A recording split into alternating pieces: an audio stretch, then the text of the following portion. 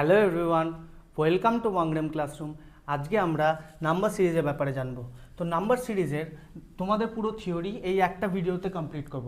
আশা করি তোমরা প্রথম থেকে শেষ পর্যন্ত দেখবে আর এই পুরো থিওরিটা তোমরা একটা ভিডিওতেই শিখে যাবে।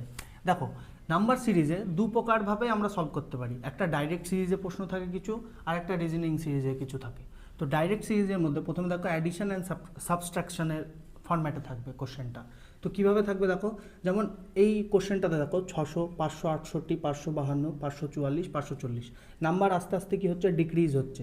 তো এইখানটায় কী হচ্ছে, তোমার মাইনাসও লাগাতে পারো প্লাসও। দেখো শুধু ডিফারেন্স নিতে হবে। কীভাবে দেখো, আমি এই দিক থেকে ডিফারেন্স নেওয়া শুরু করছি। দেখো 540-এর সাথে যদি আমি 4 যোগ করি তাহলে কত হচ্ছে 544। 544-এর সাথে যদি আমি 8 যোগ করি তাহলে কত হচ্ছে 552। এবার দেখো 552-র সাথে যদি আমি 16 যোগ করি তাহলে হচ্ছে 568। এবার 568-র সাথে যদি আমি 32 যোগ করি তাহলে কি হচ্ছে 600। এবার তুমি এই জিনিসটা এই দিক থেকেও তুমি কাউন্ট করতে পারো। দেখো যদি আমি 600 থেকে 32 বাদ দিই তাহলে আমি 568 পেয়ে যাব। 568 থেকে 16 বাদ দিলে এটা পাবো, এটাকে 8 বাদ দিলে পাবো, আর এটাকে 4 বাদ দিলে পাবো। দেখো 32-এর হাফ কত 16, 16-র হাফ কত 8, 8-এর হাফ কত 4, এইবার 4-এর হাফ কত 2। তাহলে এখান থেকে 2 কী হবে, নেগেটিভে যাচ্ছে, তো নেগেটিভ হবে। 2 বাদ দিলে কত হবে 538। তো এটা হচ্ছে এর অ্যান্সার হয়ে যাবে। তো তুমি এখান থেকেও দেখতে পারো। দেখো 538-এর সাথে যদি আমি 2 যোগ করি তাহলে কি হচ্ছে 540। কী বললাম বুঝতে পেরেছো?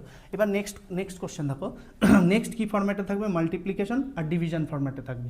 এবার দেখো এই অঙ্কটা দেখো, প্রথমে 8 আছে, তারপর 4, তারপর 6, 15, 52.5।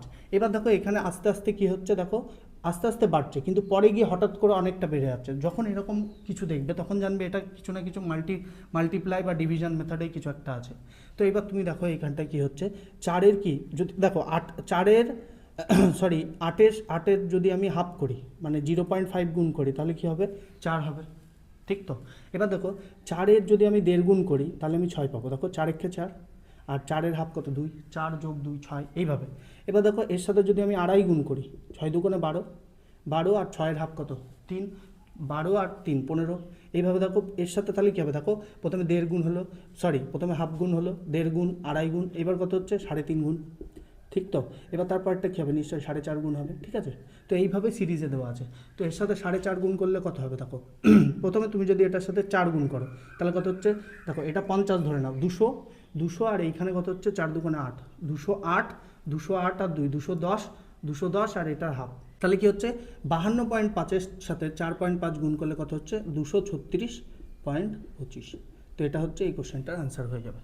এইবার দেখো তারপরে সিরিজ কি আছে, স্কোয়ার ফরম্যাটে আছে। দেখো এটা দেখো 4, 9, 25, 49, 121।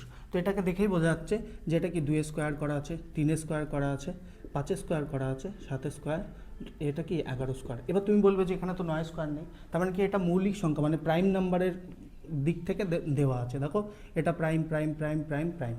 এবার যদি 9 কি 9 হচ্ছে কম্পোজাইট নাম্বার, তো 9 স্কোয়ার করলে 9 স্কোয়ার দেওয়া নেই, তাই জন্য এটা তোমাকে ভেবে নিতে হবে যে এটা কি প্রাইম নাম্বার। তাহলে 11-র পরের প্রাইম নাম্বার কত 13, তো 13 স্কোয়ার করলে কত হয় 169। তো এই কোশ্চেনটার অ্যান্সার হয়ে যাবে 169।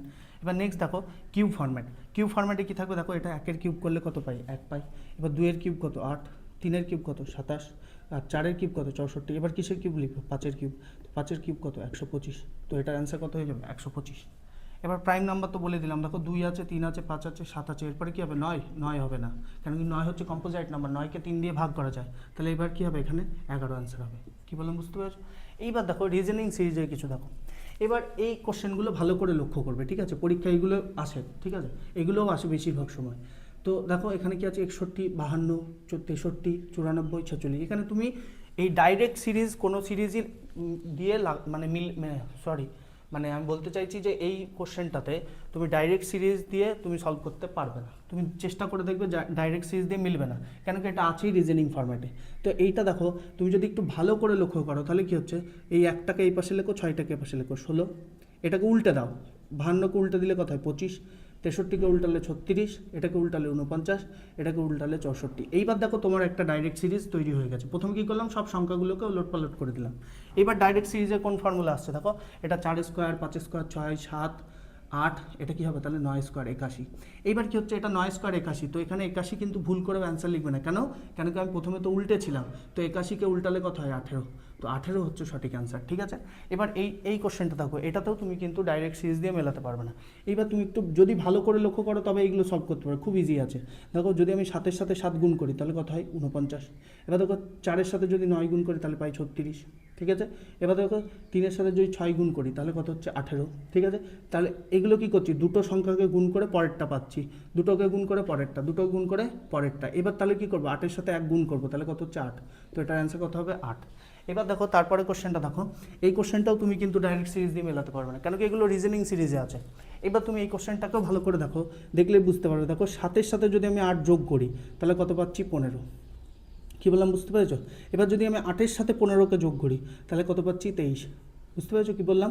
দেখো 15-এর সাথে যদি আমি 23কে যোগ করি তাহলে আমি 38 পাচ্ছি। এইভাবেই 23-এর সাথে 38 যোগ করলে কী পাচ্ছি 61। তাহলে আমাকে কী করতে হবে, 38-এর সাথে 61 যোগ করতে হবে। তো কত হচ্ছে 38-এর সাথে যদি আমি 61 যোগ করি তাহলে হচ্ছে তোমার 9, আর এটা কত হচ্ছে 9, তাহলে 99। তো এটার অ্যান্সার কত হয়ে যাবে, 99 হয়ে যাবে। কী বললাম বুঝতে পেরেছো? এইবার কিছু কী আছে, এই যে ডাইরেক্ট সিরিজের কিছু কনসেপ্ট কী হয়, মিক্স করে তোমার মিসলেনিয়াস টাইপ কোশ্চেন বানানো থাকে। মানে কি, এই যে কনসেপ্টগুলো দেওয়া আছে এইগুলোকে কী করবে, মিক্স করলেই তোমার ওরকম কোশ্চেন তৈরি হয়ে যাবে। দেখো কীভাবে, দেখো প্রথমে আছে 1 1, তারপরে 8, তারপরে আবার কমছে, আবার বাড়ছে কমছে, বাড়ছে কমছে। তার মানে কি এখানে দুটো কনসেপ্টকে মিক্স করে একটা কনসেপ্ট তৈরি করা হয়েছে। যেমন দেখো তুমি এক কাজ করো, প্রথমে কী করো, 1-এর এটা কিউব করো, তারপরে দেখো এটা 2-এর কিউব দেওয়া আছে, ভালো করে লক্ষ্য করলেই তুমি বুঝতে পারবে। দেখো এটা কি আছে, 3-এর কিউব 27, এবার 4, এটা কি 4-এর কিউব। বুঝতে পেরেছো আমি কী বললাম? তার মানে কি একটা একটা গ্যাপ করে করে দেখো কিউবের ফরম্যাটে লেখা আছে। আর এটাতে কি করা আছে দেখো, এটার একটা একটা গ্যাপে কী আছে, 1, 1-এর পরে 3, 3-এর পরে 5।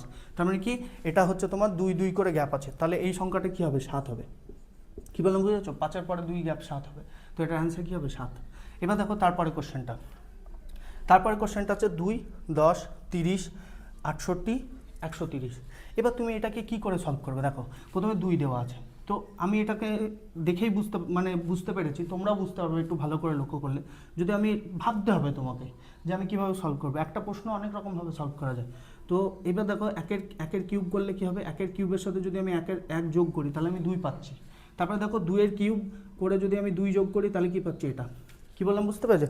এবার দেখো 3-এর কিউব করে এটা পাচ্ছি নাকি, হ্যাঁ 3-এর কিউব 27, তার সাথে 3 যোগ করলে 30 পাচ্ছি। তার মানে কি এই সিরিজেই চলছে। তাও আমি আরেকবার দেখে নেবো, দেখো 4-এর কিউব কত 64, তার সাথে 4 যোগ করলে 68। এবার 5-এর কিউব কত 125, তার সাথে যদি আমি 5 যোগ করি 130। তাহলে দেখো 1-এর কিউব 2-এর কিউব 3-এর কিউব 4-এর কিউব 5-এর কিউব, তাহলে এটা কত হবে 6-এর কিউব। আর তার সাথে কত যোগ করবো, এখানে 1 যোগ করেছিলাম 2 3 4 5, এখানে তাহলে কত যোগ করবো 6। কী বললাম বুঝতে পারছো? তার মানে কি এই সিরিজে চলছে, দেখো কিউবের সিরিজে আর অ্যাডিশনের সিরিজে। তার মানে এই কনসেপ্টটা আর এই কনসেপ্টটাকে মিক্স করে এই কনসেপ্ট তৈরি করা হয়েছে। তো মিসলেনিয়াস টাইপ এইগুলো এরকমভাবেই তৈরি করা হয়। তো 6-এর কিউব কত, 6-এর কিউব হচ্ছে তোমার 216। এবার 216-র সাথে যদি আমি কত 6 যোগ করি তাহলে কত হচ্ছে 222। তো এটাই হচ্ছে অ্যান্সার। আশা করি তোমরা এই ক্লাসটি খুব ভালোভাবে বুঝেছো। এবার তোমাদের নাম্বার সিরিজের যে কোনো অঙ্ক যদি দেয় তোমরা আরামসে করতে পারবে।